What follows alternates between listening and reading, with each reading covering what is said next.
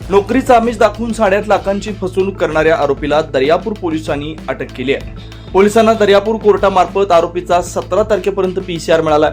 संजय केशव कुलकर्णी वय 45 राहणार अमरावती असं दर्यापूर पोलिसांनी फसवणुकीच्या गुन्ह्यात अटक केलेल्या आरोपीचं नाव आहे। अनंत महल्ले राहणार सामदा यांच्या तक्रारीवरून आरोपीवर फसवणुकीचा गुन्हा दाखल करण्यात आला। नोकरीला लावून देण्याचा आमिष दाखवून 8,50,000 रुपये घेऊन फसवणूक केल्याची तक्रार महल्ले यांनी दर्यापूर पोलिसात दिली होती। यावरून पोलिसांनी आरोपीचा शोध घेऊन त्याला शनिवारी अमरावतीतून ताब्यात घेतलं होतं। तसेच त्याच्यावर फसवणुकीचा गुन्हा दाखल करून त्याने आणखी कुठे फसवणूक केली आहे का याचे सर्व धागेदोरे शोधण्याकरता आरोपीचा कोर्टामार्फत 17 तारखेपर्यंत पीसीआर मिळालाय।